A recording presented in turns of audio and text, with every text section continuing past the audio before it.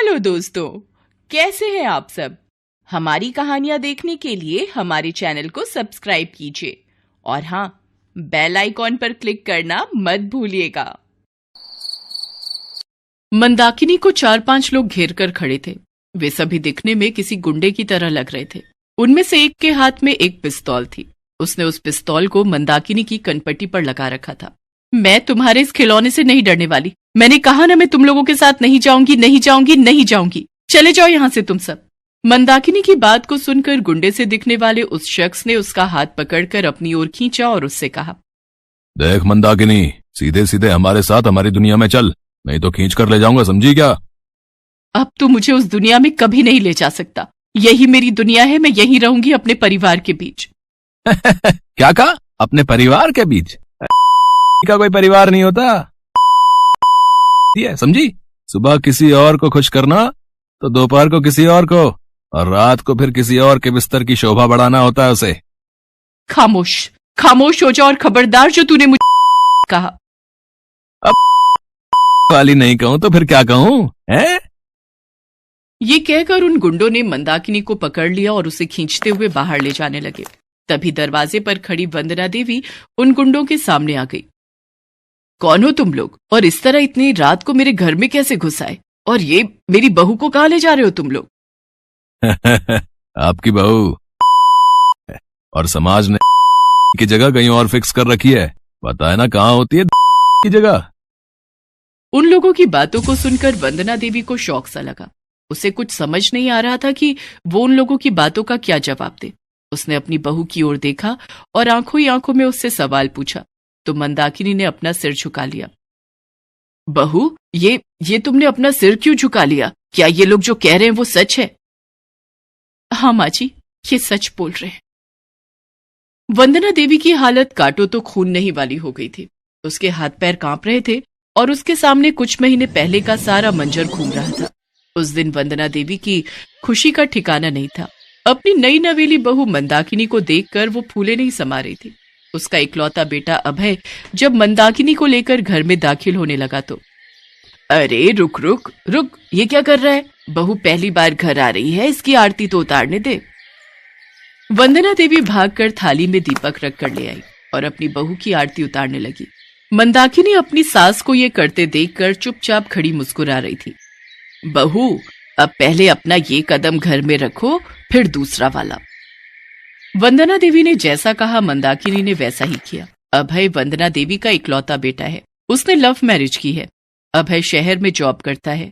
वहीं उसकी मुलाकात मंदाकिनी से हुई।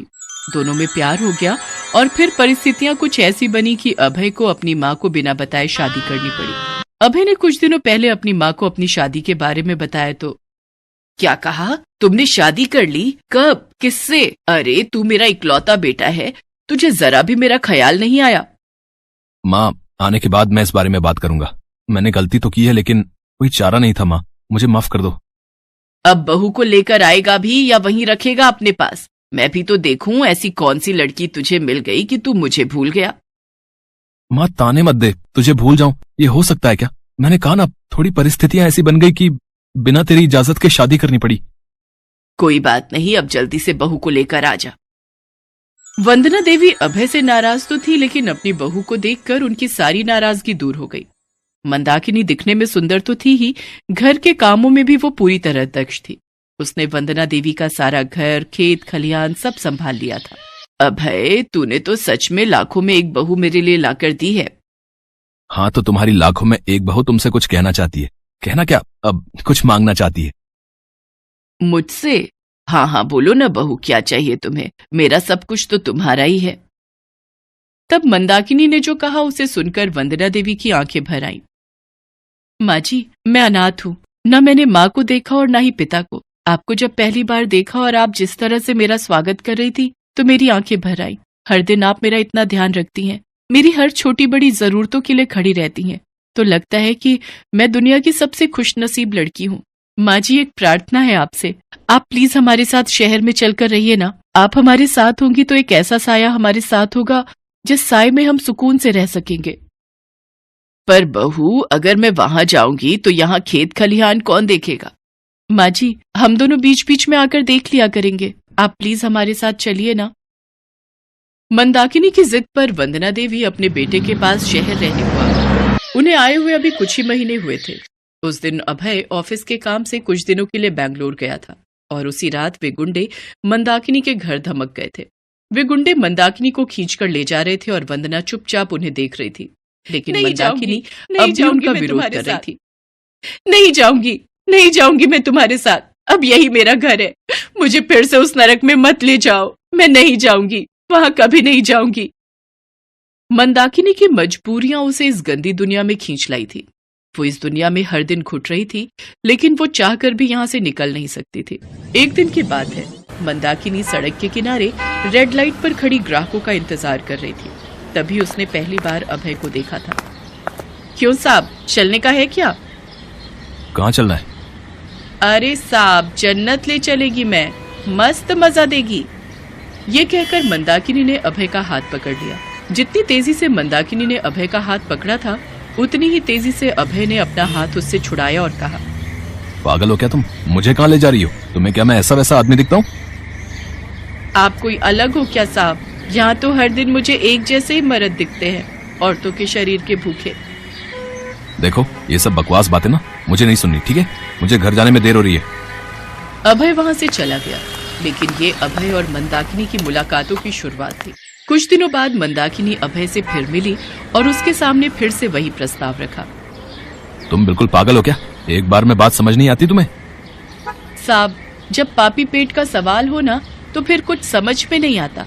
हर दिन इस शरीर को बेचना होता है, तब जाकर रोटी मिलती है, और जिस दिन शरीर का कोई खरीदार नहीं मिला तो फिर दलाल की बेल्ट की मार पड़ती है इस शरीर पर, और वो जानवरों की तरह मुझे मारता है साहब, जानवरों की तरह। आपको क्या लगता है सौदा करना मुझे अच्छा लगता है? लेकिन क्या करे साहब, करना पड़ता है इस पेट के लिए। तुम कुछ और भी तो कर सकती हो। साहब, क्या करूं बताइए? अब कुछ नहीं कर सकती मैं इस दलदल में और इन लोगों के बीच इस तरह फंस गई हूँ कि कुछ नहीं कर सकती। मंदाकिनी की बातों को सुनकर अभय सोच में पड़ गया। वो उस समय वहां से चला तो गया, लेकिन उसकी कही बात उसके कानों में गूंजती रही। अगले दिन वो उससे मिला। क्यों साहब, आप भी आ गए? चलना है क्या जन्नत की सैर करने? नहीं मंदाकिनी, तुम मुझे गलत समझ रही हो। मैं तुमसे बातें करने आया हूँ, तुम्हें समझने आया हूँ। उस दिन के बाद अभय और मंदाकिनी हर दिन मिलने लगे। धीरे धीरे अभय के दिल में मंदाकिनी के लिए प्रेम का बीज पड़ गया, और यही हाल मंदाकिनी का भी था। मंदाकिनी अभय से शादी करना चाहती थी, लेकिन अभय अपनी माँ के चलते शादी को टाल रहा था। वो अपनी माँ के सामने शादी करना चाहता था, लेकिन एक दिन मंदाकिनी ने अभय से ऐसा कुछ कहा कि अभय सोच में पड़ गया। क्या साहब, शादी करने से डर लगता है? ये सोचते हो कि लोग क्या कहेंगे, इसलिए टाल रहे हो? साहब, एक धंधे वाली से कोई शादी नहीं करता, लोग मजे लेते हैं, मजे। मंदाकिनी, तुमने मुझे अभी नहीं पहचाना। कोई बात नहीं, शादी करनी है ना तुम्हें मुझसे? चलो अभी शादी कर लेते हैं। अभय ने मंदाकिनी से मंदिर में शादी कर ली। मंदाकिनी ने बुरे काम से हमेशा के लिए तौबा कर ली, लेकिन ये इतना आसान नहीं था। मंदाकिनी शादी करके अभय के साथ उसके घर तो आ गई, लेकिन उसके दलाल उसे ढूंढने लगे, क्योंकि इस लाइन को छोड़ना इतना आसान तो नहीं था। बहरहाल वे सारे गुंडे मंदाकिनी को अभी भी खींचे जा रहे थे। तभी वहां पर पुलिस की गाड़ी की सायरन की आवाज आने लगी। अरे ये पुलिस की गाड़ी के सायरन की आवाज कहाँ से आने लगी बे? ये पुलिस को किसने बुलाया? मैंने बुलाया है पुलिस को। इस के लिए आपने पुलिस को बुलाया? उसके ऐसा कहने पर वंदना ने एक थप्पड़ खींचकर उस गुंडे को मारा। तुम लोगों ने मेरी बहू का बहुत अपमान कर लिया। अब नहीं, अब अगर तुम लोगों ने मेरी बहू को एक भी गलत शब्द कहा तो जान से मार दूंगी मैं तुम लोगों को। पुलिस उन गुंडों को पकड़ कर ले गई। उनके जाने के बाद मंदाकिनी ने अपनी सास के आगे हाथ जोड़ते हुए कहा, माँ जी, आपका बहुत बहुत शुक्रिया। एक बार अभय ने मुझे उस दलदल से निकाला और आज आपने मुझे उस नरक में जाने से रोक लिया। बहू, स्त्री अगर स्त्री का साथ देगी तो फिर उसका शोषण करने वाला इस समाज में कभी पैदा नहीं हो सकता। अपनी सास की बात सुनकर मंदाकिनी उसके गले लगकर रो पड़ी। हेलो दोस्तों, कैसे हैं आप सब? हमारी कहानियां देखने के लिए हमारे चैनल को सब्सक्राइब कीजिए और हाँ, बेल आइकॉन पर क्लिक करना मत भूलिएगा।